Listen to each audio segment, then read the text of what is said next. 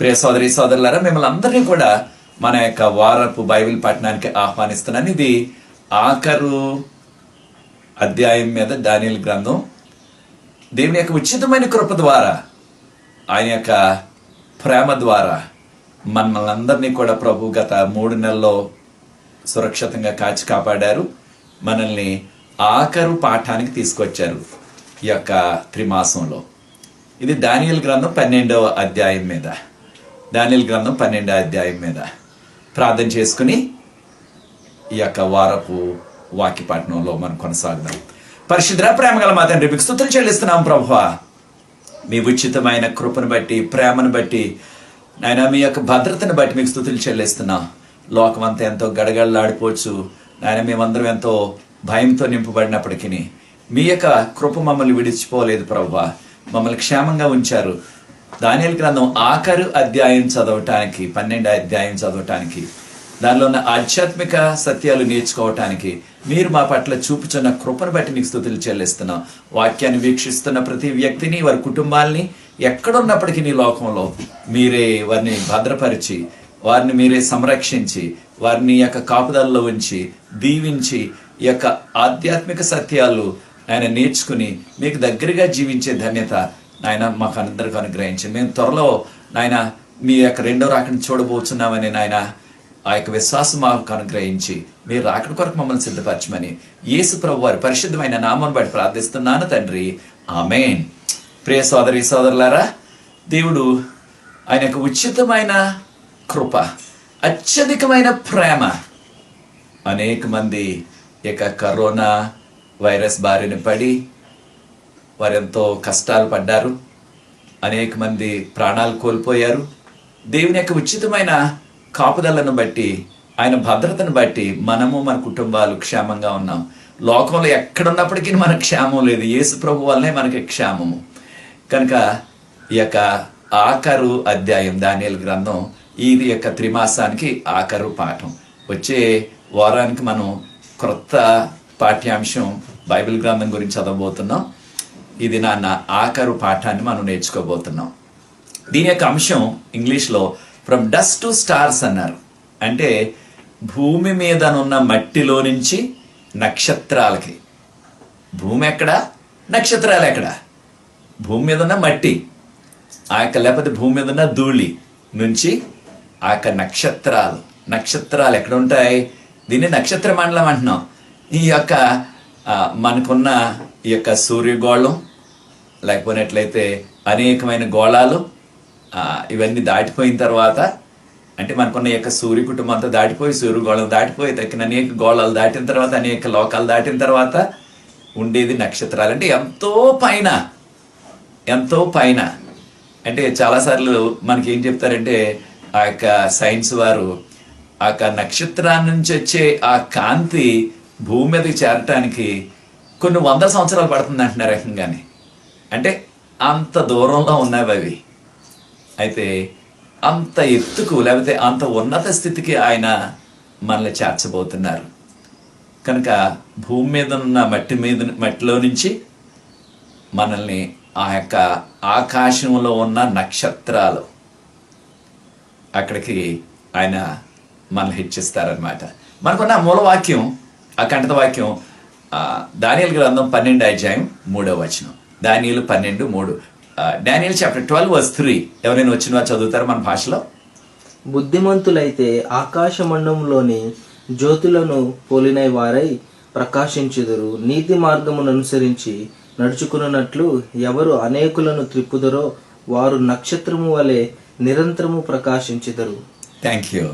దీన్ని మరలా మనం గమనించబోతున్నాం. ఎవరైతే బుద్ధిమంతులుగా ఉంటున్నారో వారు ఏమంటారంట? ఆకాశంలోని జ్యోతులు. అంటే ఆ యొక్క చంద్రుడి వలె, సూర్యుడి వలె ప్రకాశిస్తారు. అలాగే ఎవరైతే నీతిగా జీవిస్తూ ఇతరుల్ని ఆ యొక్క నీతి మార్గంలో ప్రభు వైపు నడిపిస్తారో వారు ఆకాశ నక్షత్రాల్లాగా ప్రకాశిస్తారు అని చెప్పబడ్డది. దానియేలు గ్రంథం 12వ అధ్యాయం ఇది ఆఖరు అధ్యాయం. దీనిలో మనకి ఎంతో ఆదరణకరమైన మనకి వాగ్దానాలు ఉన్నాయి. దీనిలో ఈ కడవరి కాలంలో జీవిస్తున్నాం. ముఖ్యంగా ఎక్కడ చూసినప్పటికీ కరోనా భయం ప్రజలు పట్టి పీడిస్తుంది. ఇక్కడ మేము ఉంటున్న యొక్క మహారాష్ట్రలో అత్యధికంగా ఉన్నది. మేము ఉన్న పూనా పట్టణంలో కూడా అనేకమైన కేసులు ఉన్నాయి. గత కొన్ని రోజుల నుంచి మేము బయటకు వెళ్ళట్లేదు ఇల్లు విడిచి. అయితే ఇటువంటి భయంకరమైన క్లిష్ట పరిస్థితుల్లో కూడా ఏ క్షణంలో లేకపోతే ఏదైనా మనకి అయితే మన చుట్టుపక్కల ఉన్న వారికి ఆ యొక్క వ్యాధి వస్తుందో, దానివల్ల మనకు కూడా ఆ సమస్య వస్తుందో, దానికి అలాంటిది వచ్చినట్లయితే ఆ యొక్క వైద్యం ఎలాగా, వైద్యమే లేదంటున్నారు. దీనికి రకరకాల ఆలోచనలు ప్రతి వారికి కూడా, ముఖ్యంగా ఉద్యోగం చేసుకుని బయటకు వెళ్ళవలసిన వారు, లేకపోతే వ్యవసాయం చేసుకుంటూ పొలానికి వెళ్ళవలసిన వారు చాలా ఇబ్బంది పడిపోతున్నారు. చాలా భయం వేసేస్తుంది. ఇటువంటి భయం పరిస్థితిలో కూడా మనకు ఎంతో ఆదరణ ఇస్తుంది దానియేలు గ్రంథం 12:1 చూసినట్లయితే, అప్పుడు at that time Michael shall stand, ఆ యొక్క మిఖాయేలు నీ ప్రజల తరపున నిలబడతారు, నీ ప్రజల కొరకు నిలబడతారు. దానియేలు, మిఖాయేలు నిలబడతారు. అయితే ఎవరి మిఖాయేలు? చాలా మంది మిఖాయేలు దేవదూత అని అపోహపడుతున్నారు. మిఖాయేలు దేవదూత కాదు. కారణం దానియేలు గ్రంథం 10:21. Daniel chapter 10:21. 10 దానియేలు గ్రంథం 21 గాబ్రియేలు దూత గారు అన్నారు, దానియేలు అన్ని విషయాల్లో ఒక్కరే నాకంటే ఉన్నతమైన వారు, ఒక్కరే నాకంటే ఘనులు, ఆయన మీ యొక్క రాజు అయిన మిఖాయేలు. కనుక ఎవరు ఇశ్రాయేలీయుల రాజు, ఎవరు యూదుల రాజు? యెహోవా. అందుకనే అనేక మార్లు, ఉదాహరణకు కీర్తన 24లో, అనేక కీర్తనలో కూడా సైన్యములకు అధిపతి యొగు యెహోవా అంటే పరలోక సైన్యం అంతటికీ కూడా ఆయన అధిపతి, ఆయన అధ్యక్షుడు, ఆయన సైన్యాధిపతి. పూర్వకాలంలో రాజే సైన్యాధ్యక్షుడు, లేకపోతే రాజే సైన్యాధిపతి. ఆ యొక్క నెబుకద్నెజర్ గారు కూడా చాలా కాలం ఆయనే రాజు, ఆయనే సైన్యాధ్యక్షుడు. అలాగే అలెగ్జాండర్ గారు కూడా, అలెగ్జాండర్ ద గ్రేట్, ఆయనే రాజు, ఆయనే సైన్యాధ్యక్షుడు. ఎవరికి ఇచ్చేవారు కాదు ఆ పదవి, చాలా ప్రాముఖ్యమైనది. కనుక ఈ మిఖాయేలు వారు రాజు, సైన్యములకు అధిపతి యెహోవా. మిఖాయేలు అనే ఆ పేరుకి అర్థం ఏంటంటే మహోన్నతుడగు దేవుని వంటి వాడు. ఎవరు మహోన్నతుడగు దేవుని వంటి వాడు? ఆయన కుమారుడు యేసు ప్రభు, ఆయన మిఖాయేలు. అయితే మిఖాయేలు సైన్యములకు అధిపతి యగు యెహోవా. అంటే చాలాసార్లు మనకి యెహోవా అంటే ఆయన తండ్రి అని ఒక అపార్థమైన అర్థం వచ్చేస్తుంది, లేకపోతే వేరే అర్థం అనుకుంటున్నాం. యెహోవా అంటే తండ్రి, యేసు అంటే కుమారుడు అనుకుంటున్నాం. అయితే యెహోవా ఎవరు? 23వ దావీదు కీర్తన మన అందరికి తెలుసు, యెహోవా నా కాపరి, నాకు లేమి కలగదు. ఎవరు యెహోవా? తండ్రి కుమారుడు ఆయన. మనకి యోహాను సువార్త 10:11. యోహాను సువార్త 10:11 నేను మీ మంచి గొర్రెల కాపరిని. మంచి గొర్రెల కాపరి తన గొర్రెల కొరకు తన ప్రాణమును పెట్టును. ఎవరు మన మంచి గొర్రెల కాపరి? యేసు ప్రభు వారు. మన కొరకు ఎవరు ప్రాణం పెట్టారు? యేసు ప్రభు వారు. 23వ దావీదు కీర్తనలో యెహోవా నా కాపరి, నాకు లేమి కలగదు. యెహోవా కాపరి, మన కాపరి. ఎవరు మన కాపరి? మంచి కాపరి అంటే క్రొత్త నిబంధన యోహాను సువార్త 10:11 యేసు ప్రభు వారు మంచి గొర్రెల కాపరి. కనుక యెహోవా, యేసు ప్రభు వారు ఒకటే. పాత నిబంధనలో ఆయన యొక్క హిబ్రూ పదం యాహ్వే అంటారు. హిబ్రూ పదం ఇంగ్లీష్లో జెహోవా అని తర్జుమా చేస్తున్నాం మనం. మన యొక్క భాషలో తెలుగులో యెహోవా అని తర్జుమా చేస్తున్నాం.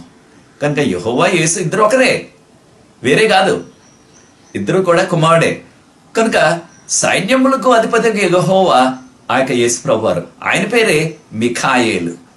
మిఖాయేలు.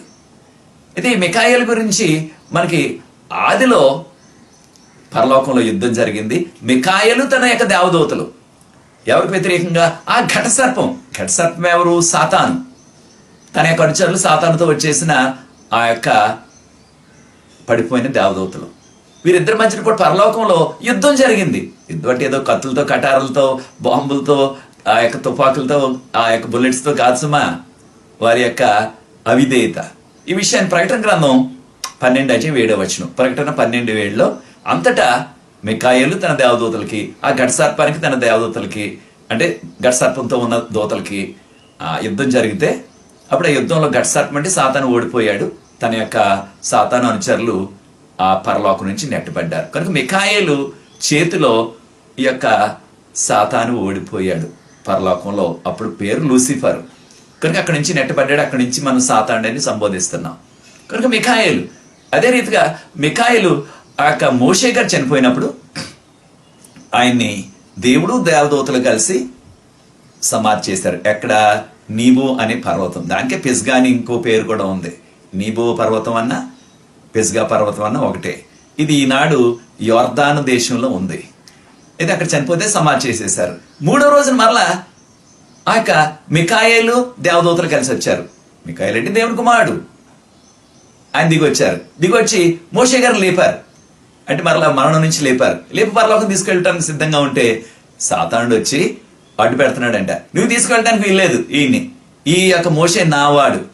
నీవాడు ఎలాగయ్యాడు అంటే, మీరేమో ఆ బండతో మాట్లాడమన్నారు రెండోసారి నీళ్లు రావటానికి. నేనేమో ఆ బండను రెండోసారి కొట్టేలాగా చేశాను. కనుక మోషే నావాడు, నువ్వు తీసుకెళ్ళటానికి వీల్లేదని వాదిస్తున్నాడంట. అప్పుడు మిఖాయేలు గద్దించి ఎవరిని? ఆ సాతాన్ని, మోషేని పరలోకం తీసుకెళ్ళిపోయారు. కనుకనే యేసుప్రభు రూపాంతరం చెందినప్పుడు ఎవరెవరు వచ్చారు పరలోకం నుంచి? మోషే గారు, ఏలియా గారు. మత్తయి సువార్త 17వ అధ్యాయంలో ప్రత్యక్షమయ్యారు అక్కడ. కనుక మోషే గారు పరలోకంలో ఉన్నారు ఇప్పుడు.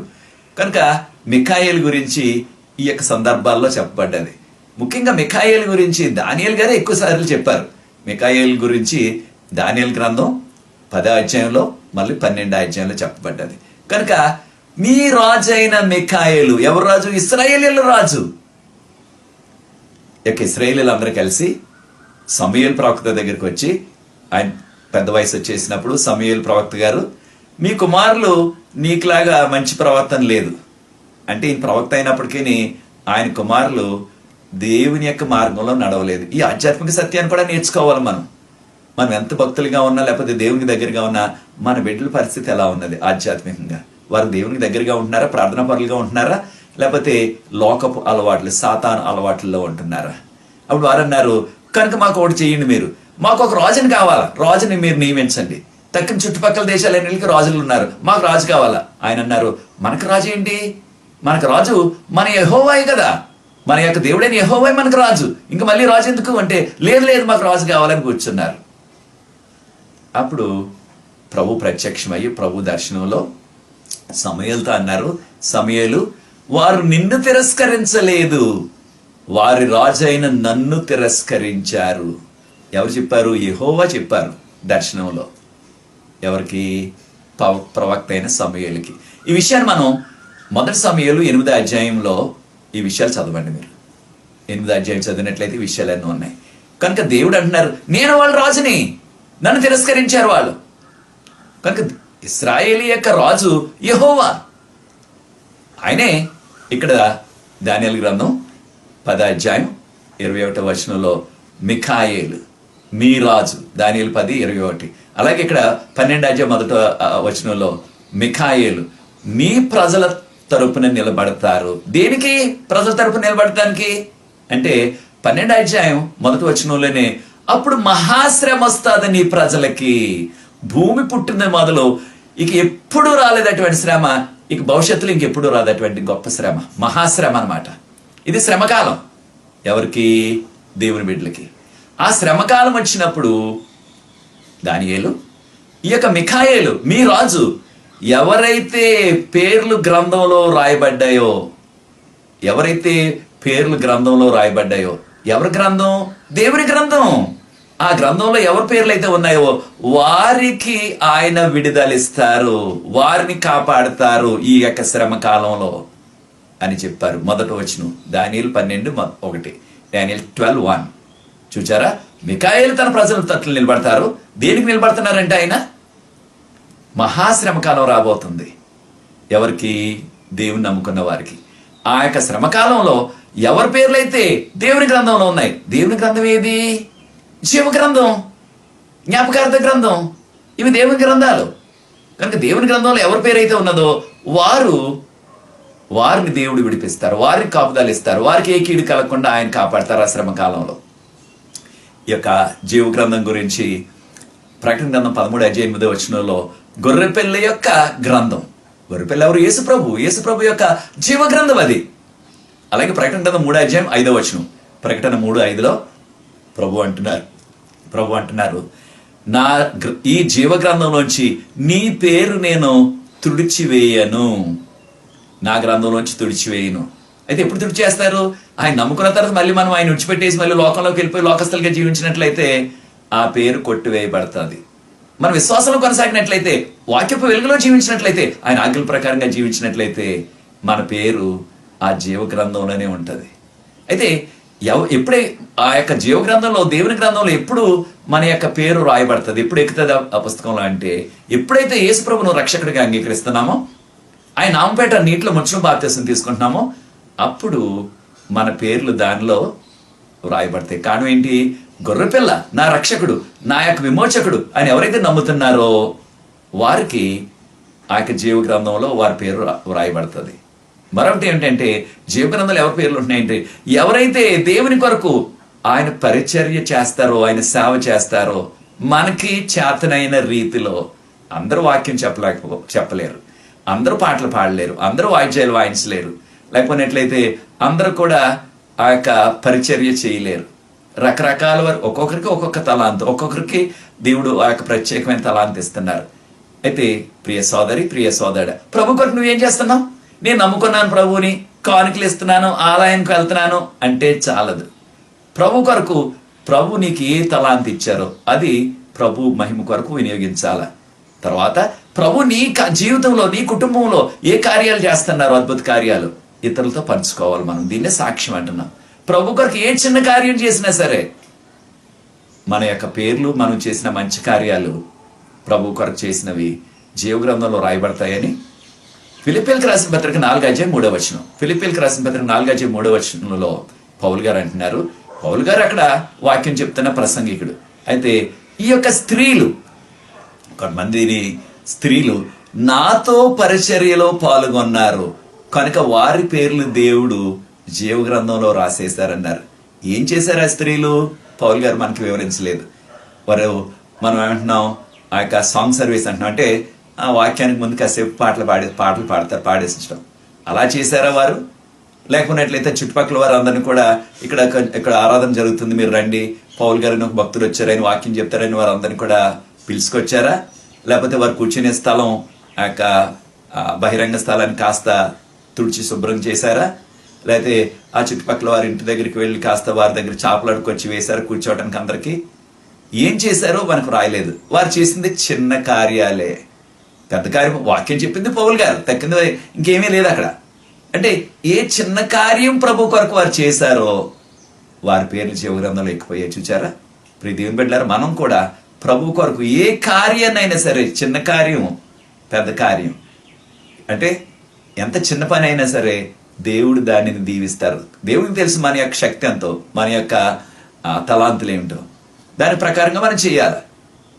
అయితే ఆ 2 కాసులే ఇచ్చింది పాపం. అంటే 2 పైసలు, 2 నాణ్యాలు అంతే. అంటే 2 పైసలు, ఒక కాణి అంటాం మనం పూర్వకాలంలో. అలాంటిది ఇచ్చిన ఆ విధవరాల్ని ఎంతో దేవుడు అభినందించారు. తనకున్నదంతా ఇచ్చేసింది, అందరికంటే ఎక్కువ ఇచ్చింది అన్నారంటే మనం ఎంత చిన్నది ఇచ్చినా, చిన్నది చేసిన ప్రభు కొరకు దేవునికి తెలుసు. కొన్నిసార్లు మనం ఏమనుకుంటున్నాం, ఆ పని సంఘ పెద్దలు చేస్తారు, ఆ పని పాస్టర్ గారు చేస్తారు, లేకపోతే ఆ శుభ్రం చేసేది వాళ్ళకి పలానా వ్యక్తి చెయ్యాలా, నేను ఎందుకు చెయ్యాలా, నేను చదువుకున్నాను, నాకు ఉద్యోగం ఉంది, లేకపోతే నాకు భూమి ఉంది, నేను ఎందుకు చెయ్యాలా అనుకుంటున్నాం చాలాసార్లు. ప్రభు కొరకు నువ్వు ఏ కార్యం చేసిన ప్రియ సోదరి సోదరుడా, మన పేర్లు జీవ గ్రంథంలో లిఖించబడుతున్నాయి. మర్చిపోవద్దు ఆ విషయాన్ని మనం. కనుక ఎవరి పేర్లు అయితే జీవ గ్రంథంలో, అంటే ప్రభు నమ్ముకోవాలి. మొదట ఆయన నామపేట ముంచడం బాప్తిసం తీసుకోవాలా, అప్పుడు మన పేర్లు ఎక్కుతున్నాయి. తర్వాత నుంచి మనం ఏ మంచి కార్యం చేసినా ఆ జీవ గ్రంథంలో లిఖించబడిపోతుంది ప్రభు కొరకు. కనుక ప్రభు కొరకు కడవరి కాలంలో మనం శాయశక్తిలా చేయటానికి మనం ప్రయత్నించాలా. మనం అలసిపోవద్దు, సలసిపోవద్దు. ఇది ఆరాధనకు వెళ్తున్నాను, కానుకలు ఇస్తున్నాను, ఇది చాలు అనుకోవద్దు. ప్రియ దేవుని బిడ్డలారా, మనం దేవుని కొరకు కార్యాలు చేయాలి, దేవుని కొరకు సాక్ష్యాలు చెప్పాలి మనం ఇతరుల కొరకు. లేకపోతే ఎక్కడైనా ఉద్యోగ సభలు పెడుతున్నట్లయితే, ఎక్కడైనా ఆలయం కడుతున్నట్లయితే, ఎక్కడైనా దేవుని యొక్క మహిమ కొరకు ఏ కార్యం జరిగినా దానిలో మనం పాల్గొని దానికి సహకరించాలి మనం. అదే రీతిగా ప్రభు అంటున్నారు, ఎవరి పేర్లు అయితే దీనిలో ఉన్నాయో వారి కాపుదల, వారికి విడుదల వస్తుంది. దేనిలో నుంచి? ఆ శ్రమకాలంలో నుంచి. ఆ శ్రమకాలంలో నుంచి అంటే ఆ శ్రమకాలంలో మనం భయపడక్కర్లేదు. ఇప్పుడు చాలామంది మనం భయంతో ఉన్నాం, కరోనా వచ్చేసింది అలాగే మనకని. అయితే ఇది శ్రమకాలం కాదు సుమా. ఇది నిజానికి చెప్పుకోవాలంటే ఇక వ్యాధి కాలం, లేకపోతే కష్టకాలం. శ్రమలు దేనికి? శ్రమకాలం అంటే ఏంటి? యేసుప్రభు నమ్ముకోకూడదు, యేసుప్రభు వాక్యం చదవద్దు, యేసుప్రభు గురించి పాటలు పాడవద్దు, యేసుప్రభు నామాన్ని ఎవరికి చెప్పొద్దు, యేసుప్రభువును మీరు విడిచిపెట్టేయండి అని ఆ యొక్క కడవరి కాలంలో అంటే ఎప్పుడో వచ్చింది కదా, ఇప్పుడు వచ్చేస్తుంది త్వరగా. మన యొక్క జీవితకాలంలోనే ఆ యొక్క శ్రమకాలం వచ్చేసే పరిస్థితి ఏర్పడ్డది ఇప్పుడు. కనుక ప్రభు కొరకు, ఆయన నామం కొరకు, లేకపోతే ఈ యొక్క బైబిల్ గ్రంథం కొరకు ఎవరైతే శ్రమలు పడుతున్నారో, దాదాపుగా అనేక మంది కొన్ని ప్రాంతాల్లో అప్పుడే యొక్క శ్రమలు అనుభవిస్తున్నారు. యేసు ప్రభు కొరకు, ఆయన నామం కొరకు, బైబిల్ గ్రంథం కొరకు, లేకపోతే ఇతరులు చెప్పినందుకు, వాక్యం చెప్పడానికి వెళ్ళినందుకు ఎంతో మందిని హింసించి కొట్టేసిన సంఘటనలు అనేక ప్రాంతాల్లో కనిపిస్తున్నాయి.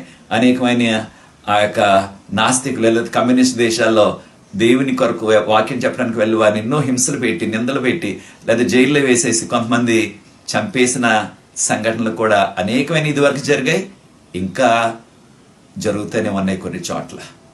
ఇప్పుడు దేవుని బిడ్డలారా, దేవుని కొరకు మనం అటువంటి నిందలు హింసలు పొందినట్లయితే మనం ధన్యులం.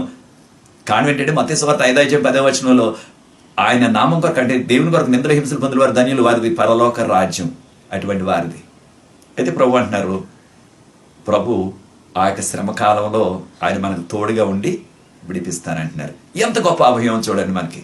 ఇది ఎవరు చేస్తారు? మిఖాయేలు చేస్తారు మనకి. సైన్యములకు అధిపతి యెహోవా ఆయన చేస్తారు మనకి. ఆయన మన మంచి కాపరి ఆ యొక్క గొర్రెల కొరకు ప్రాణాన్ని పెట్టేస్తారు అవసరమైనట్లయితే. సిలువ మరణం పొందారు మన కొరకు.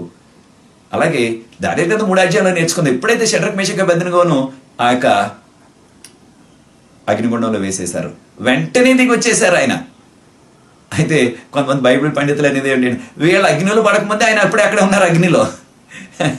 వీళ్ళకి ఆ అగ్ని వాసన కూడా అంటకుండా, అగ్ని ద్వారా ఏ హాని కలగకుండా.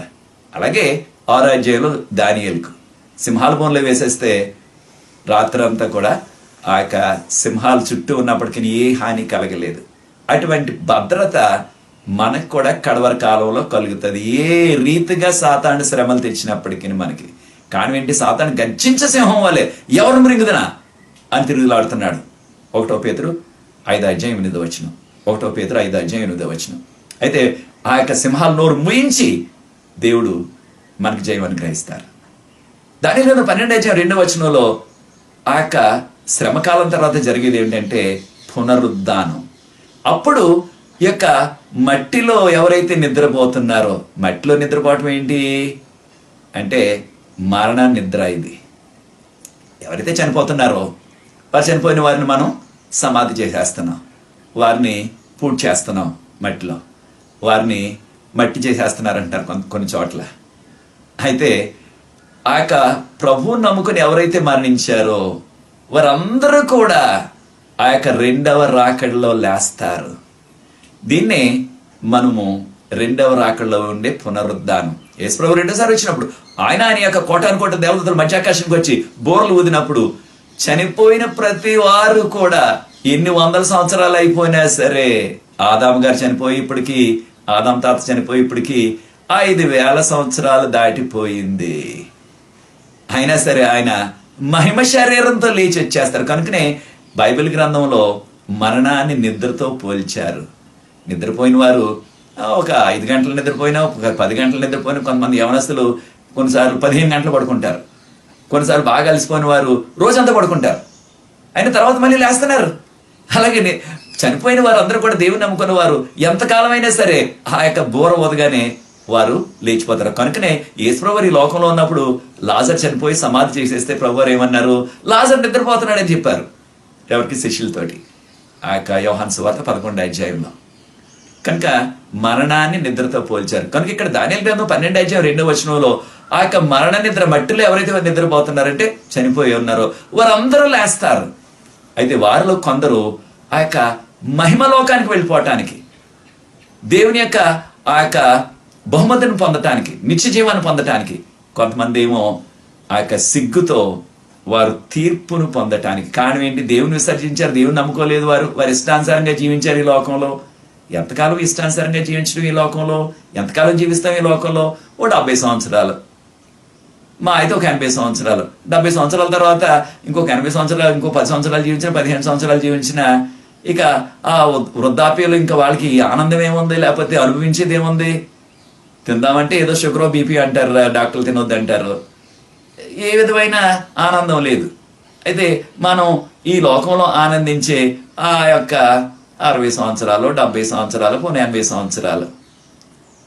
అయితే వారి ఇష్టానుసారంగా జీవించినట్లయితే, దేవుడికి లోబడకుండా ఆజ్ఞల ప్రకారంగా జీవించకుండా వాళ్ళ ఇష్టానుసారంగా తినుచు త్రాగుచు వారి ఇష్టం వచ్చినట్టు వ్యభిచారం చేస్తూ రకరకాల పాపాల్లో పాల్గొంటూ జీవించినట్లయితే వారికి శిక్ష తప్పదు, ఆ యొక్క అగ్ని దండన తప్పదు. దీన్నే నరకం అంటున్నాం.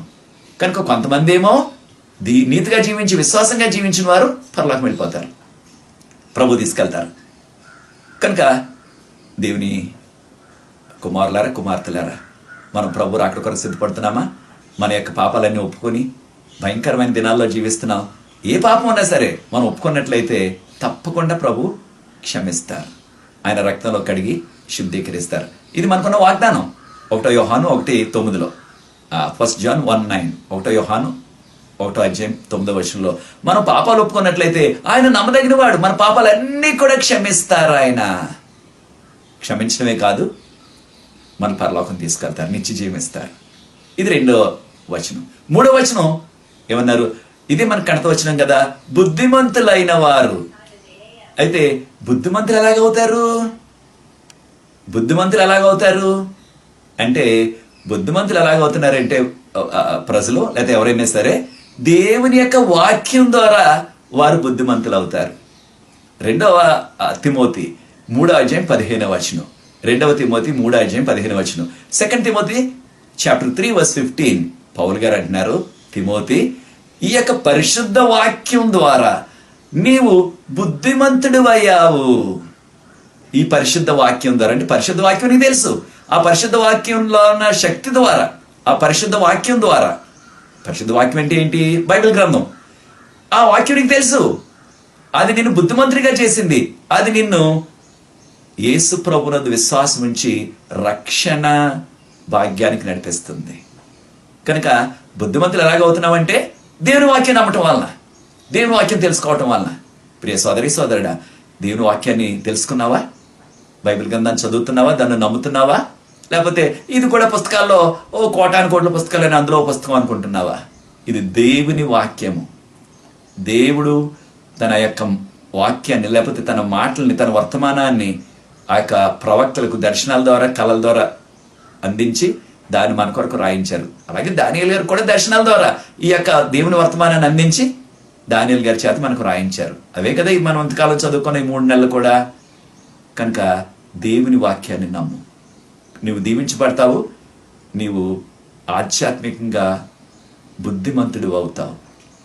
కనుకనే మత్తయి సువార్త 7వ అధ్యాయంలో మనకి బుద్ధిమంతుని ఇల్లు బండ మీద కట్టెను. ఎవరా బండ? యేసు అనే బండ, యేసుక్రీస్తు అనే బండ బుద్ధిమంతుడు. అయితే బుద్ధిహీనుడు ఇసుక మీద కట్టుకున్నాడు. అంటే వాక్యం లేదా యేసు ప్రభు మీద లేదా యేసు ప్రభులో విశ్వాసం, యేసు ప్రభు వాక్యం ద్వారా వాడు జీవించట్లేదు. కనుకనే ఆ యొక్క బుద్ధిహీనుడైపోయాడు. కనుక ఈ కడవరి కాలంలో జీవిస్తున్న మనం బుద్ధిమంతులుగా జీవించాలి వాక్యం ద్వారా. ఆ వాక్యం చెప్పినట్లుగా జీవించినట్లయితే అదే బుద్ధిమంతులుగా జీవించడం, అది మనల్ని రక్షణలో కనిపిస్తుంది వాక్యం. అప్పుడు దాంతో చాలదు, నేను రక్షించబడ్డాను అనుకుంటే చాలదు సుమా. అలా చేసిన వారు ఎవరైతే బుద్ధిమంతులు ఉంటున్నారో వారు ఆకాశపు జ్యోతుల్లాగా ప్రకాశిస్తారు, ఆ యొక్క సూర్యుడిలాగా, చంద్రుడిలాగా. అలాగే ఎవరైతే ఆ యొక్క పరిశుద్ధతగా జీవిస్తూ, నీతివంతమైన జీవితాన్ని జీవిస్తూ, ఇతరుల్ని ఆ యొక్క పరిశుద్ధమైన నీతి మార్గంలో నడిపిస్తూ ప్రభు దగ్గర నడిపించారో, ఇతరుల్ని ఆ నీతి మార్గం వైపు నడిపిస్తున్నారో వారు నక్షత్రాల్లా ప్రకాశిస్తారు. అంటే ఏంటన్నమాట, మనకు తెలిసిన ఈ సత్యం, మనకు తెలిసిన యేసు ప్రభు గురించి ఇతరులకు కూడా మనం చెప్పాలా. అయితే మనం అనుకోవచ్చు చాలాసార్లు, నేను ఎక్కువ చదువుకోలేదండి, లేకపోతే వాక్యంలో ఎక్కువ చదువుకోలేదు, ఏదో బయట ఏదో చదువుకున్నాను, డిగ్రీ ఉంది, ఏదో ఉద్యోగం చేసుకుంటున్నాను, కానీ శరత్ బాబు గారు లాగా నేను అంతా బైబిల్లో ఎక్కువ చదువుకోలేదండి అని మనం సాకులు చెప్పడానికి లేదు. మా పాస్టర్ గారి లాగా నేను ఏదో బైబిల్ ఎక్కువ చదువుకోలేదండి అంటానికి మన సాకులు చెప్పడానికి సమయం కాదు ఇది. కానీ ఏంటి, నీకు తెలిసిందంతే, నీకు ఎంత తెలుసో దాన్ని నీవు ఏదైతే అనుభవిస్తున్నావో నీ జీవితంలో యేసు ప్రభుని గురించి, ఆయన ఆ యొక్క వాక్యాన్ని, ఆయన శక్తిని ఇతరులకి చెప్పు. అప్పుడు వారు కూడా నీతి మార్గంలో నడుస్తారు, వారు కూడా రక్షణలోకి వస్తారు, వారు కూడా దీవించబడతారు. కనుక ప్రియ దేవుని బిడ్డలారా, మన యొక్క పని ఏంటంటే ఈ కడవరి కాలంలో ఏదో ఆ పాస్టర్ గారు చెప్తారు, సంఘ పెద్దలు చెప్తారు, లేకపోతే ఎవరో ఇంకా ఆయన చెప్తారు, వారి గురించి నువ్వు పట్టించుకోవద్దు. అంటే నీ బాధ్యత ఏంటి, నువ్వేం చేస్తున్నావు ప్రభు కొరకు, నీకు తెలిసినది కనీసం మనం చెప్పవలసింది మన కుటుంబస్తులకి, మన చుట్టూ ఉన్న వారికి, మన బంధువులకి ఈ యొక్క ప్రభువుని గురించి మనం చెప్పాలా, వారిని నీతి మార్గంలో మనం నడిపించాలా. అప్పుడు మనం ఎలాగుంటాం, యుగ యుగాలు కూడా నక్షత్రాల్లాగా ప్రకాశిస్తాం. అంటే నిత్యజీవం ఉంటుంది. ఆ నిత్యజీవం మనం నక్షత్రాలు ఎల్లప్పుడూ ఎలా ప్రకాశిస్తున్నాయి, అలాగే మనం యుగ యుగాలు ప్రకాశిస్తాం దేవుని యొక్క రాజ్యంలో. అయితే మనకి ఇవ్వబడిన ఆ యొక్క జీవ కిరీటంలో ప్రభువారు ఒక్కొక్క నక్షత్రాన్ని పెట్టబోతున్నారని మనకి యొక్క కొంతమంది భక్తులు రాశారు. ముఖ్యంగా ఆ యొక్క ఎల్లెననే భక్తురాలు వారి దర్శనంలో చూసి రాశారు. ఇది ఆ యొక్క జీవ గ్రంథంలో మన పేర్లు ఉన్నట్లయితే మన పరలోకం వెళ్ళినప్పుడు ప్రతి వారికి కూడా జీవ కిరీటం ఇవ్వబడుతుంది. ఆ జీవ కిరీటంలో ఒక్కొక్క నక్షత్రాన్ని ప్రభు ఉంచబోతున్నారు. ఇది ఒక వ్యక్తిని ప్రభు దగ్గర నడిపించినట్లయితే ఒక నక్షత్రం ఆ కిరీటంలో, 100 మందిని నడిపించినట్లయితే ప్రభు దగ్గరికి 100 నక్షత్రాలు. అయితే ప్రియ దేవుని బిడ్డలారా, అంటే మనం చేసే ప్రతి పని, ఏ పని కూడా దేవుడు మర్చిపోడు, విడిచిపెట్టేయడు. ఎబ్రిల్కి రాసిన పత్రిక 6:9. ఏ చిన్న పని అయినా సరే ఆయన మర్చిపోవట్లేదు. దాన్ని పరలోకపు గ్రంథాల్లో ఆ యొక్క దేవదూతల చేత రాయిస్తున్నారు. కనుక మనం జ్యోతుల వలె, నక్షత్రాల వలె ప్రకాశించాలి ప్రభు మహిమ కొరకు. 4వ దానియేలు గ్రంథం 12:4 దానియేలు, ఈ యొక్క విషయాలన్నీ కూడా, ఈ గ్రంథాన్ని నీవు ముద్ర వేసేయి. ఎప్పటి వరకు?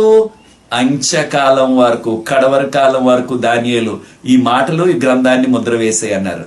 దానియేలు గ్రంథం 12:4. అయితే మరి ఎప్పుడు తెరవబడుతుంది ముద్ర వేసేస్తే ఈ యొక్క గ్రంథాన్ని ముద్ర వేసేయటం అంటే ఈ గ్రంథంలో ఉన్న విషయాలన్నీ కూడా దేవుడు ముద్ర వేసేస్తారు. అంటే వేసేయమన్నారు. ఎప్పటి వరకు? కడవరి కాలం వరకు. అయితే కడవరి కాలంలో ఏం జరుగుతుంది? ప్రజలు అటు ఇటు తిరుగులాడతారు. ఇంగ్లీష్లో ఏంటంటే people will run to and ఫ్రో. ఇది హిబ్రూ భాషలో పద్య భాగంలో, లేకపోతే పద్యంలో అలంకార రీతిగా రాశారు దీన్ని. ఇంగ్లీష్లో పోయిటిక్ ఫామ్లో ఇడియమ్స్ అంటారు. ఆ యొక్క పద్య రూపంలో రాసిందనమాట. అయితే దానిలో ఉన్న ఆ యొక్క భావన ఏమిటంటే, ప్రజలు అటు ఇటు తిరగటం అంటే సత్యం కొరకు అన్వేషించటం. అంతేగాని వాళ్ళ ఇష్టం అటు ఇటు ఏదో దాన్ని చూడటానికి, లేకపోతే ఏదో వింతలు వినోదాలు చూడటానికి, లేకపోతే విదేశాలు చూడటానికి, లేకపోతే విహారయాత్రలకు వెళ్ళటం కాదు ఇది. అయితే సత్యం కొరకు వారు వెతుకులాడుతారు కడవరి కాలంలో. అప్పుడు ఏమవుతుంది? జ్ఞానం అభివృద్ధి అవుతుంది. అప్పుడు జ్ఞానం అభివృద్ధి అవుతుంది అని చెప్పబడ్డది దానియేలు 12:4. అయితే జ్ఞానం అభివృద్ధి అవుతుంది అన్నది దానియేలు 12:4లో. ఇంగ్లీష్లో ఏమన్నదంటే people will run to and fro, the knowledge shall increase. జ్ఞానం అభివృద్ధి అవుతుంది కడవరి కాలంలో. ఏ జ్ఞానం? చాలా మంది అమాయకంగా దేవుని సేవకులు కూడా, పాస్టర్ గారు లేకపోతే వాక్యం చెప్పేవారు కూడా ఏమంటున్నారు, ఇదిగో దానియేలు 12:4లో ఉంది కడవరి కాలంలో జ్ఞానం అభివృద్ధి అవుతుందని. ఇప్పుడు చూడండి, మన చేతులు ఇప్పుడు ఫోన్ వచ్చేసింది. ఎక్కడో అమెరికాలో మాట్లాడేవారు, లేకపోతే ఎక్కడో విదేశాల్లో మాట్లాడేవాడు మనం చూసి, వీడియో కాల్లో మనం చూసి మాట్లాడగలుగుతున్నాం. లేకపోతే ఆ యొక్క ఇంటర్నెట్లో అనేకమైన చూడగలుగుతున్నాం. మనుషులు ఏకంగా ఆ యొక్క చంద్రమండలం మీదకి, లేకపోతే ఆ యొక్క రకరకాల గ్రహాల మీదకి వెళ్ళిపోతున్నారు. ఇదంతా కూడా కడవరి కాలంలో అభివృద్ధి చెందే జ్ఞానం అంటున్నారు. అది సరికాదు. దానియేలు గ్రంథంలో 12:4 చెప్పిన ప్రాముఖ్యమైన విషయం ఏంటంటే కడవరి కాలంలో దానియేలు గ్రంథ ప్రవచనాల గురించిన జ్ఞానం అభివృద్ధి అవుతుంది. కానీ దానియేలు గ్రంథం గురించిన ప్రవచనాలు ఆయన రాసినప్పుడు ఆయనకే అర్థం అవ్వలేదు. ప్రభు నాకు అర్థం అవ్వలేదు, దీన్ని అర్థం చెప్పమని 8వ అధ్యాయంలో అడిగారు, 12వ అధ్యాయంలో కూడా అడిగారు. కనుక ఈ యొక్క అధ్యాయాలు లేకపోతే ఈ ప్రవచనాలు, ముఖ్యంగా 2300 సంవత్సరాల ప్రవచనం, లేకపోతే 70 వారాల ప్రవచనం, ఇవి ఎవరు కూడా అర్థం అవ్వలేదు చాలా కాలం. మొట్టమొదటిగా ఇవి అర్థం చేసుకున్న ఆయన విలియం మిల్లర్ గారని 1818లో విలియం మిల్లర్ గారని ఆయన మిలిటరీ కెప్టెన్, రిటైర్డ్ అయిపోయారు. ఆయన మొట్టమొదటిగా ఈ యొక్క 2300 ప్రవచనాన్ని అర్థం చేసుకోవడం ప్రారంభించారు ప్రభు కృపలో. ఈనాడు దేవుని కృపలో అనేక మందికి మనకి ఈ యొక్క దానియేలు గ్రంథ ప్రవచనాల గురించిన జ్ఞానం ఎంతో ప్రభు మనకి వివరించారు. దేవునికి స్తోత్రాలు. కనుక దానియేలు 12:4లో ఉన్న కడవరి కాలంలో జ్ఞానం అభివృద్ధి అవుతుంది అన్నది అదేదో ఈ యొక్క విజ్ఞాన శాస్త్రం గురించి లేకపోతే సాంకేతిక శాస్త్రం గురించి, సైన్స్ అండ్ టెక్నాలజీ గురించి కాదు. ప్రాముఖ్యమైనది ప్రైమరీ మీనింగ్ ఏంటంటే ఆయన యొక్క ప్రవచనాల గురించిన జ్ఞానం అభివృద్ధి చెందుతుంది. తర్వాత ఇంకా ఈ సైన్స్ టెక్నాలజీ చెప్పుకుంటే నాకు అభ్యంతరం లేదు, కానీ ముఖ్యంగా మనం అర్థం చేసుకోవాల్సింది ప్రవచనాల జ్ఞానం అభివృద్ధి అవుతుంది. ఇది దానియేలు గారు చెప్తున్నది ఎప్పుడు కడవరి కాలంలో. కనుక ఆ యొక్క ప్రకటన గ్రంథం 10వ అధ్యాయంలో చూసినట్లయితే దేవదూత చేతిలో తెరవబడిన చిన్న పుస్తకం పట్టుకుని దేవదూత కింద దిగారు. ఆ యొక్క తెరవబడిన చిన్న పుస్తకం ఏమిటంటే, ఇక్కడ బైబిల్ గ్రంథం అంతట్లో దేవుడు మూసేయి ముద్ర వేసేయమన్న గ్రంథం ఒకే గ్రంథం, అది దానియేలు గ్రంథం. ఇక దేనిని కూడా మీరు చూడండి, ఏ గ్రంథాన్ని కూడా దేవుడు మూసేయి ముద్ర వేయమని చెప్పలేదు. ఈ గ్రంథానికి మూసేయి ముద్ర వేయ అన్నారు. అయితే ఈ గ్రంథం మరలా తెరవబడ్డది ఎప్పుడు? కడవరి కాలంలో. కారణం ఏంటంటే దానియేలు గారు చెప్పారు దేవదూత, దానియేలు కడవరి కాలం వరకు, అంచుకాలం వరకు దీన్ని ముద్ర వేసేయి అంటే అంచుకాలంలో మళ్ళీ తెరవబడుతుంది, అప్పుడు అర్థమవుతుంది. అప్పుడు ఈ యొక్క దానియేలు గ్రంథం గురించి ప్రవచన ఆ యొక్క సారం అంతా కూడా, ప్రవచనాల యొక్క విషయాలన్నీ కూడా ఆ జ్ఞానం అభివృద్ధి అవుతుంది, జ్ఞానం పెరుగుతుంది. అదే జరిగింది ఇప్పుడు మనకి. కనుక మనం కడవరి కాలంలో ఉన్నాం కనుక మనకు అర్థమైంది ఈ విషయాలన్నీ కూడా. ఉదాహరణకు మార్టిన్ లూథర్ గారి కాలంలో ఈ యొక్క అవగాహన లేదు, ఆ రోజుల్లో ఈ ప్రవచనాలు వారికి తెలియలేదు. అలాగే ఎంతో పెద్ద సైంటిస్ట్ అయిన ఐజాక్ న్యూటన్ గారు, ఆయన భౌతిక శాస్త్రంలో గొప్ప శాస్త్రవేత్త, ఆయనకు కూడా అంతుపట్టలేదు ఈ యొక్క ప్రవచనాలు. ఆయన దానియేలు గ్రంథం మీద మొట్టమొదటి వ్యాఖ్యానం రాసిన ఆయన సర్ ఐజాక్ న్యూటన్ గారు, ఆయన కూడా అంతుపట్టలేదు ఇవి ఆ రోజుల్లో. అయితే ఇప్పటికి దేవుని కృప వల్ల మనకు అనేక విషయాలు బయలుపరుచుతున్నారు ప్రభు వారు, మనకు అర్థమవుతున్నాయి. ఇప్పుడు కారణం ఏంటంటే కడవరి కాలంలో ఈ గ్రంథం తెరవబడ్డది, దాని యొక్క నాలెడ్జ్ మనకు పెరిగింది. దానియేలు గ్రంథం 12వ అధ్యాయం 5వ వచనం నుంచి చివరి వరకు ఉన్న వాక్య భాగం చూసినట్లయితే దానియేలు గారు అంటున్నారు, ఆయన చూస్తే ఆ యొక్క నది, ఏ నది ఇది? ఆ యొక్క టైగ్రీస్ నది. ఆ అవతల ఒడ్డున ఒక ఆయన, యువతల ఒడ్డున ఒక ఆయన ఉన్నారు. అప్పుడు వాళ్ళిద్దరు మాట్లాడుకుంటున్నారు. 8వ అధ్యాయంలో కూడా 13వ వచనంలో ఇద్దరు మాట్లాడుకుంటున్నారు. ఎంతకాలం జరుగుతుంది ఇలాగా? 8వ అధ్యాయం 13వ వచనంలో. అలాగే ఇక్కడ కూడా మళ్ళీ ఇద్దరు కనపడతారు. ఆ యొక్క నది అవతల ఒడ్డున ఒకరు, యువతల ఒడ్డున ఒకరు ఉండి, ఎప్పుడు జరుగుతాయి ఇవన్నీ కూడా విషయాలు? ఎంతవరకు ఈ విషయాలన్నీ కూడా జరుగుతాయి అని ఒకరినొకరు ప్రశ్నించుకుంటున్నారు. అప్పుడు నీటి పైన ఉన్నారు ఒక ఆయన, ఈయన మూడో ఆయన. ఆయన యొక్క సన్నని నార వస్త్రం, ఇంగ్లీష్లో లెనిన్ వస్త్రం అంటారు, ఆయన ఒక మనిషి రూపంలో కనిపించారు. అయితే ఆ యొక్క రోజుల్లో సన్నని నార వస్త్రం ఎవరు వేసుకుంటారు అంటే యాజకులు వేసుకునేవారు. అంటే ఈయన యాజకుడు, అంటే సన్ ఆఫ్ మ్యాన్, అంటే దేవుని కుమారుడైన ఆయన యేసుప్రభు వారు. ఆయన అన్నారు ఇవన్నీ కూడా ఎప్పుడు జరుగుతాయంటే కాలములు అర్ధకాలం. దీని గురించి మనం 7వ అధ్యాయం 25వ వచనంలో నేర్చుకున్నాం. కాలం అంటే సంవత్సరం, కాలములు అంటే 2 సంవత్సరాలు, అర్ధకాలం అంటే 1/2 సంవత్సరం, అంటే 3.5 సంవత్సరాలు. వాటిని మనం రోజుల్లో పెట్టినట్లయితే బైబిల్ గ్రంథంలో ఉన్న క్యాలెండర్ ప్రకారంగా సంవత్సరానికి 360 రోజులు మాత్రమే. మన క్యాలెండర్లో 365 ఉన్నాయి, ఆ బైబిల్ క్యాలెండర్లో 360. ఈనాటికి కూడా యూదులకి అదే. అయితే ఈ 3.5 సంవత్సరాలు అంటే 1260 దినాలు. ఒక దినం అంటే ఒక సంవత్సరం. కారణం ఏంటి? 40 రోజుల్లో వెళ్ళవలసిన ప్రయాణం 40 సంవత్సరాలు చేసేసారు ప్రభు వారు, వారి అవిధేయతను బట్టి. కనుక ఒక సంవత్సరం అంటే ప్రవచనాల్లో ఒక దినం అంటే ఒక సంవత్సరం. 1260 దినాలంటే 1260 సంవత్సరాలు. ఇది ఆ యొక్క సంఖ్యాకాండం 14 వచ్చిన ప్రకారం ఒక దినం ఒక సంవత్సరంగా మార్చేశారు ప్రభు. కనుక 1200 కాలములు అర్ధకాలం అంటే 1260 సంవత్సరాల కాలం మట్టుకు జరుగుతుంది. అయితే తర్వాత ఏం జరుగుతుంది? అప్పుడు దానియేలు గారికి చాలా ఆతృత వచ్చేసి ఆ యొక్క 9వ వచనంలో అంటున్నారు, ప్రభు నాకు 8-9 వచనాలు చూడండి 12వ అధ్యాయంలో, ప్రభు నాకు ఇది అర్థం అవ్వలేదు, నాకు అర్థం చెప్పండి, ఇది ఈ యొక్క భావం చెప్పండి, నాకు ఈ యొక్క 1260 ఏంటి అంటే కాలంలో అర్ధకాలం ఏంటి నాకు చెప్పండి, దాని వివరాలు అన్నారు. అప్పుడు ఆ యొక్క దర్శనంలో ఈయనకు ఒక స్వరం వినబడ్డది. ఆ స్వరం ఏంటి? దానియేలు, ఇవి నీకు కాదు. దానియేలు, నీవు నీ యొక్క సమయం అయిపోయింది, నీకు వెళ్ళిపోయే సమయం అయిపోయింది. ఇది నీకు కాదు దానియేలు, నీకు అవసరం లేదు. ఇవి కడవరి కాలంలో ఉన్న వారు తెలుసుకుంటారు వీటిని, నీకు కాదు దానియేలు అని దేవదూత జవాబు చెప్పారు. ఇదే విషయాన్ని 9వ అధ్యాయంలో కూడా చెప్పారు. దానియేలు, ఇది నీకు కాదు నీ ప్రజలకి అని. అలాగే ఇక్కడ నీకు కాదు దానియేలు, నీకు సమయం అయిపోయింది, నువ్వు వెళ్ళిపోయే సమయం అంటే నీకు మరణకాలం వచ్చేసింది, ఇంకా ఇది నీకు కాదు, కడవరి కాలంలో నేర్చుకుంటారు. అయితే 10వ వచనం దానియేలు 12:10 చూసినట్లయితే, దుర్మార్గులు దుర్మార్గంగానే ఉంటారు, ఇక దుర్మార్గులకి ఈ విషయాలు అర్థం కావు. చూసారా? అయితే ఎవరికి అర్థమవుతాయి? బుద్ధి గల వారికి, జ్ఞానవంతులకి అర్థమవుతాయి. ఎలా బుద్ధి గలవారు అయ్యారని నేర్చుకుందాం మనం? వాక్యం ద్వారా, దేవుని తెలుసుకోవడం ద్వారా బుద్ధి గలవారు అవుతున్నారు. దేవుని వాక్యం ద్వారా, బైబిల్ గ్రంథం తెలుసుకోవటం వల్ల, దాన్ని పాటించడం వల్ల. తెలుసుకుంటే చాలా సుమా, చాలా మంది తెలుసుకుంటున్నారు, విడిచిపెట్టేస్తున్నారు, తెలుసుకుంటున్నారు, దాన్ని పట్టించుకోవటం లేదు. మనం ఏం చేయాలంటే తెలుసుకున్నది మనం పాటించాలి మన జీవితంలో. కనుక బుద్ధి గలవారు అర్థం చేసుకుంటారు దానియేలు ఇది. అయితే చాలాసార్లు చాలా మంది మనలో ఒక ఆందోళన ఉంటుంది, చదువుతున్నాను దానియేలు గ్రంథం, ప్రకటన గ్రంథం, నాకు అర్థం అవ్వట్లేదు అనుకుంటున్నాం చాలాసార్లు.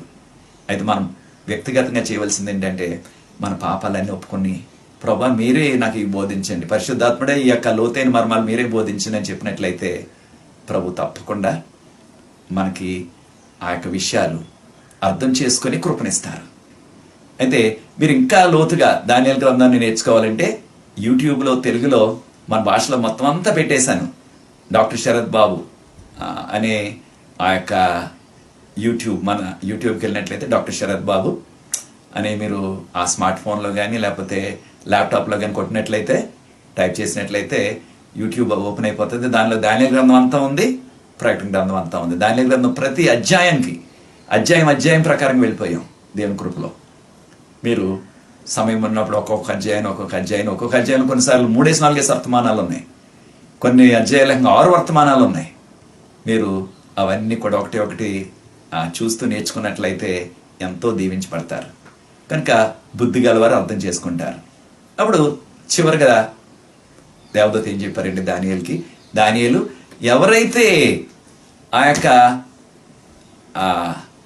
1290 సంవత్సరాలు 1290 రోజులు, ఒక రోజు అంటే ఒక సంవత్సరం వస్తారో, అయితే ఈ యొక్క ఎప్పుడు 1290 రోజులు అంటే ఎప్పుడైతే ఆ యొక్క హేయమైన వాడు వచ్చి ఆ యొక్క అనుదిన బలి అర్పణలు నిలిపేస్తారో అప్పటి నుంచి ప్రారంభమవుతుంది అన్నారు. ఇది బైబిల్ పండితుల ప్రకారంగా 508వ సంవత్సరం, క్రీస్తు శకం 508వ సంవత్సరంలో ఆనాటి ఫ్రెంచ్ దేశం రాజు, లేదా ఫ్రాన్స్ దేశం రాజుగారు, ఆ రోజులో క్లోవియస్ గారు రాజుగారి పేరు క్లోవియస్. ఆయన అప్పుడు అన్యుడైన ఆయన క్రైస్తవుడయ్యాడు. ఏ క్రైస్తవుడు? రోమా సంఘానికి చెందిన క్రైస్తవుడయ్యాడు. అప్పటి నుంచి ఆయన ఆ యొక్క రోమా సంఘం యొక్క సిద్ధాంతాలు చెప్తూ మరియమ్మను పూజిస్తూ ఆయన చెప్పింది ఏమిటంటే, నేను మా దేశం అంతటినీ మార్చేస్తాను, ఈ యొక్క ఐరోపా అంతటినీ మార్చేస్తానని ఒక వాగ్దానం చేశారు.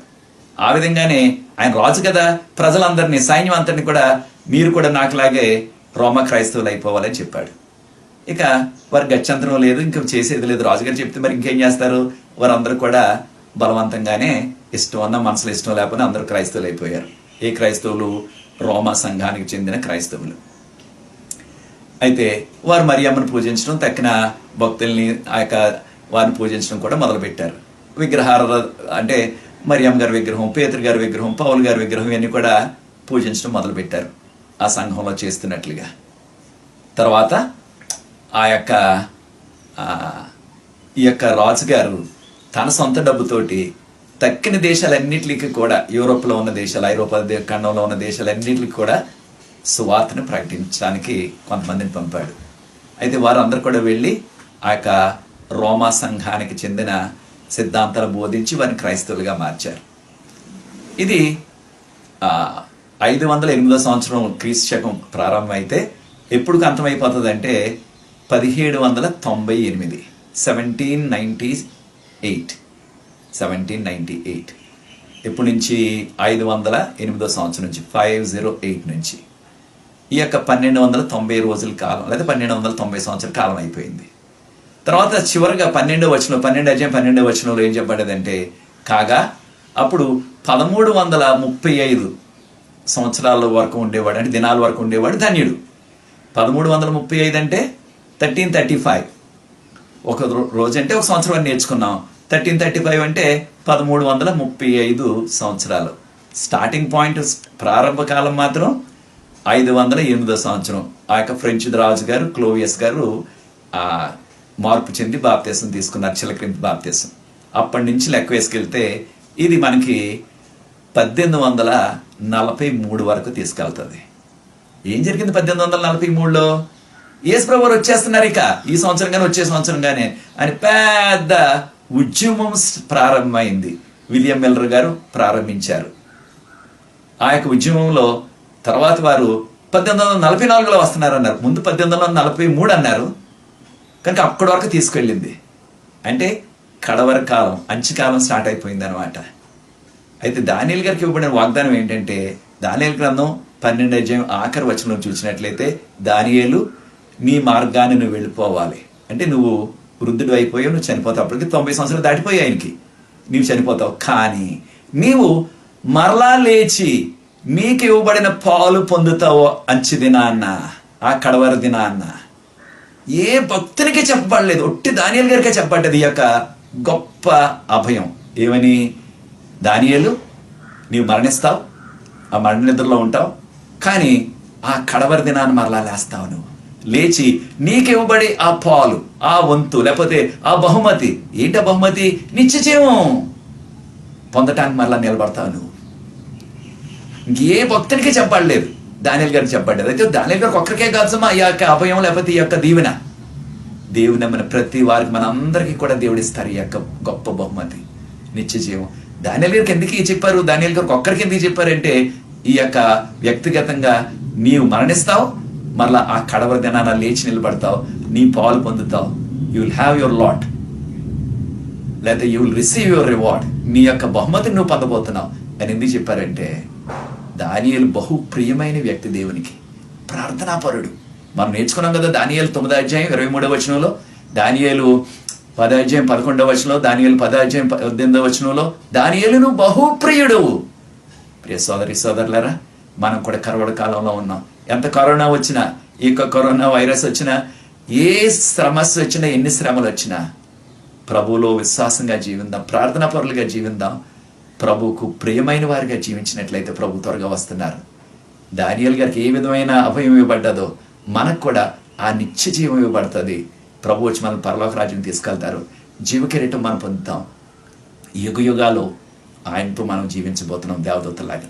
ఇక ముసలితనం లేదు, వ్యాధులు లేవు, బాధలు లేవు, దుఃఖం లేదు, ఏ విధమైన అక్కడ ఇక ఈ లోకంలో ఉండే శాపాలు లేవు, లేకపోతే ఏ విధమైన నొప్పి లేదు.